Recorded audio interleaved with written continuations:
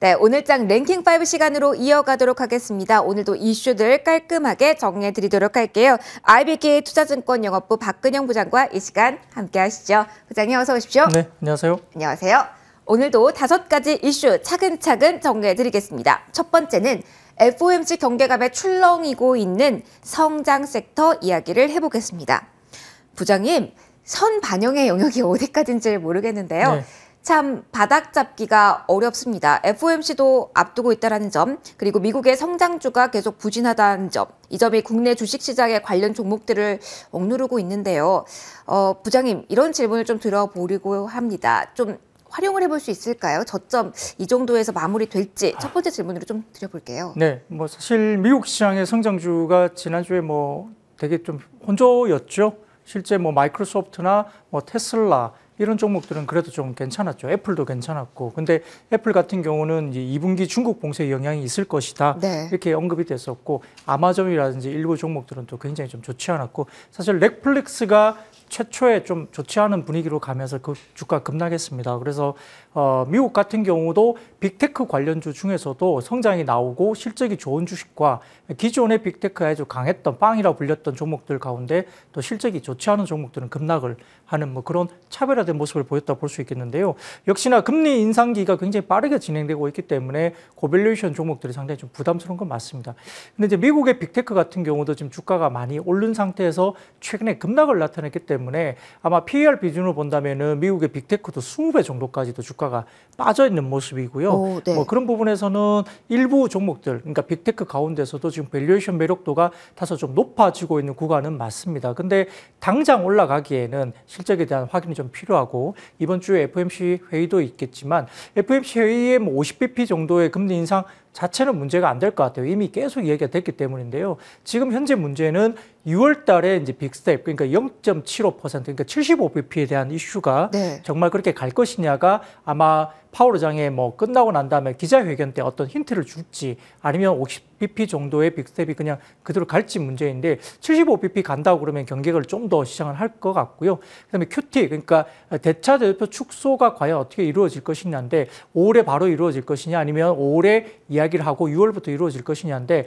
대차 대표 축소 같은 경우는 결국은 언제 빨리 이렇게 시장에서 말하는 최대치 한도, 그러니까 950억 달러 정도 수준까지 올라갈 것이냐.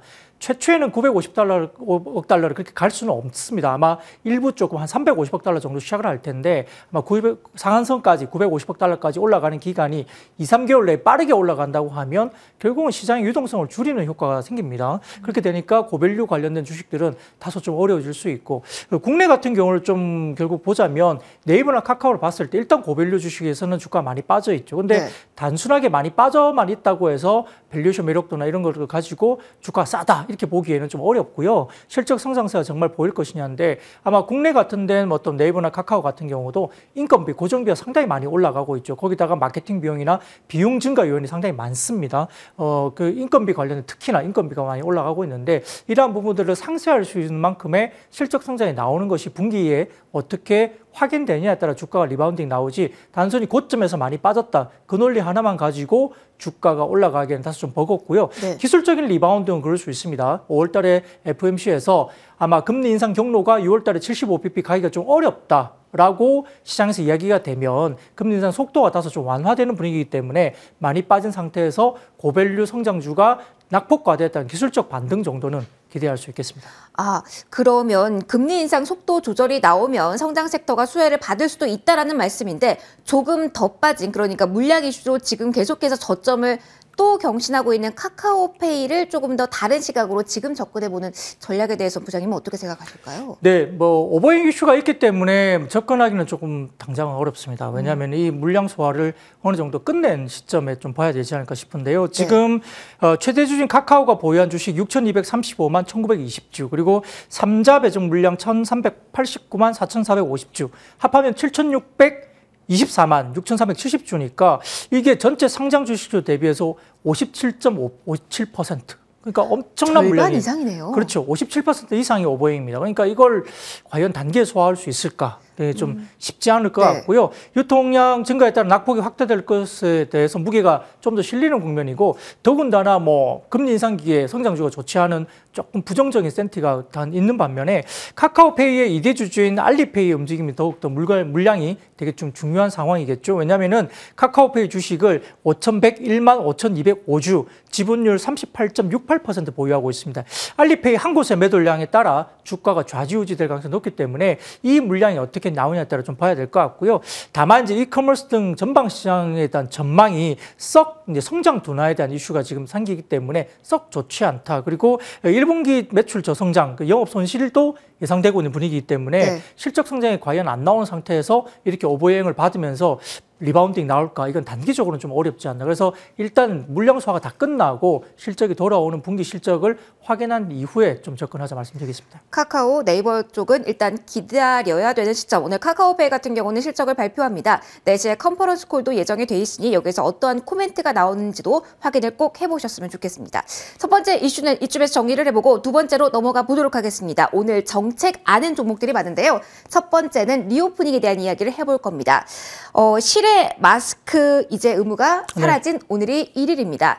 리오프닝 전반을 보려고 하려는데요. 부장님, 사실은 최근에 지난주부터 마스크 키워드로만 움직였잖아요. 네. 최근에 부각을 받은 마스크와 관련된 쪽을 지금이라도 진입하는 전략이 좋을까요? 아니면 지금은 다소 소외된 다른 리오프닝을 보는 게 조금 더 투자의 기회가 좋을까요? 어떤 비유 주실까요? 네, 리오프닝은 이제 선반영됐다는 것이 일단 결론입니다. 계속 방향성은 나왔기 때문에 리오프닝 관련된 뭐 종목들, 업종 섹터 종목들이 대부분 다 좀 선반영이 됐죠. 전부 다요? 그러니까 밸류에이션이 사실 안 나오는데 선반영되면서 주가 꽤 올랐고요. 네. 지금 아마 오늘 아침에 쭉 지금 낮에도 지금 보시면 한 80% 이상은 마스크 쓰고 다니신 것 같아요. 거의 저도 외부에서. 출근길에 보니까 네. 야외에서 거의 다 쓰고 그냥 네. 가시는 것 같더라고요. 아직도 좀 이제 익숙하지 않은 거죠. 맞아요, 쓰는 맞아요. 것이 계속적으로 익숙해 왔기 때문에 벗기가 좀 어렵고 아직도 좀 불안감이 있습니다. 근데 리오프닝 관련된 방향성은 이미 나왔죠. 그래서 경제 재개에 대한 기대감이라든지 일본 뭐 화장품, 여행, 항공 다들 부분 다 실적주 관련된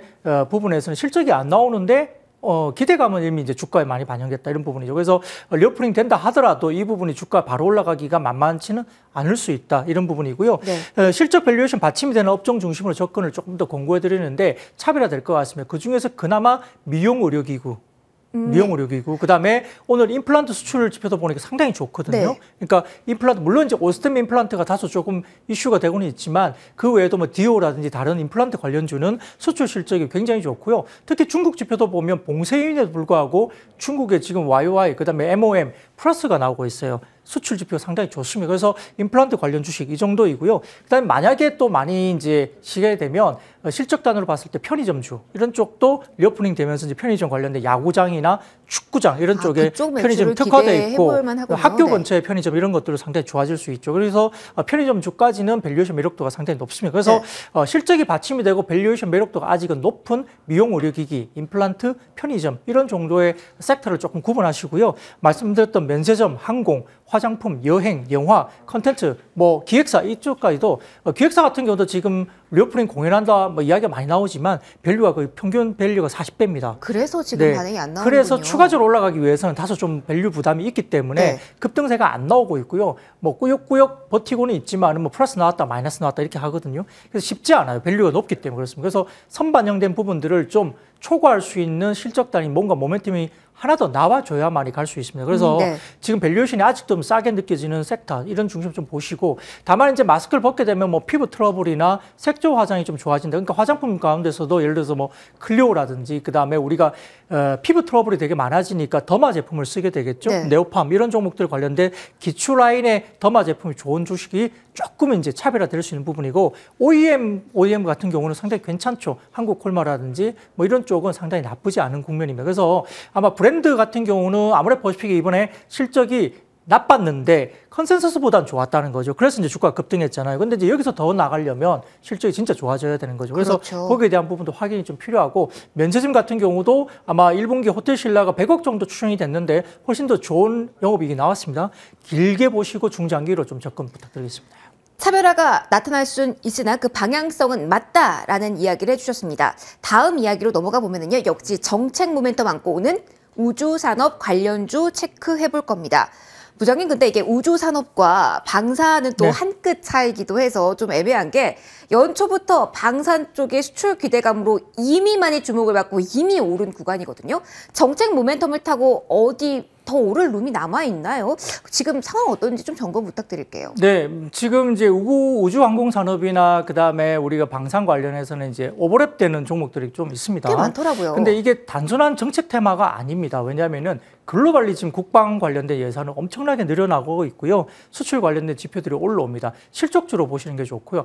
단순한 우주 산업만 갖고 있는 섹터는 좀 부담스럽습니다. 근데 이제 방산을 갖고 있으면서 네. 우주 산업 쪽에 걸치고 있는 이런 오버랩되는 종목은 실적 단에 대해 상당히 좋다 볼 수 있겠고요. 지금 국내 방산주 같은 경우 수출 증가가 확연하게 보이고 있고, 그다음에 대북 관점에서는 다소 좀 새롭게 이 당선인이 이제 새롭게 취임하고 난 뒤에 새로운 정부 입장은 기존 정부보다는 다소 조금 대북에 대해서 좀 강경한 입장이죠. 그렇죠. 그런 부분들 때문에 좀 분위기는 센티는 좀 더 방산 쪽으로 좀 더 강화되는 모습을 좀 보일 가능성이 높습니다.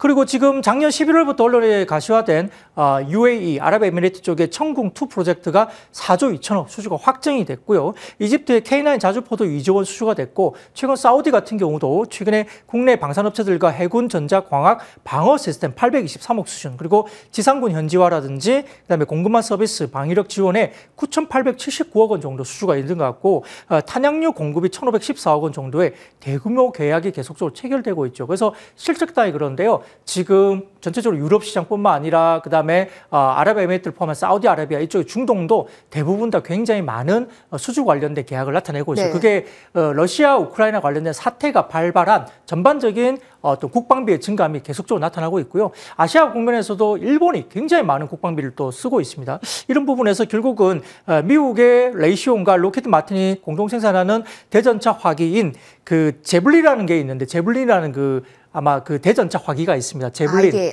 그 이름이군요. 이름이 제블린인데요. 이게 있는데 국내에서 그걸 대체할 수 있는 게 현공이라는 게 있어요. 현공이 훨씬 더 싸고 실적 성능이나 훨씬 더 좋다고 합니다. 그래서 가격 대비 상당히 실적이 좋고 성적도 좋고 그다음에 여러 가지 부분에서 업그레이드된 그런 부분이기 때문에 아마 가격 면에서는 상당히 뭐 사우디아라비아를 포함한 이쪽의 부분이나 그다음에 유럽 쪽에서 우리나라의 어떤 방위 산업에 대한 어떤 그런 부분들을 무기들을 상당히 많이 수입할 가능성이 높다고 보는 거죠. 네.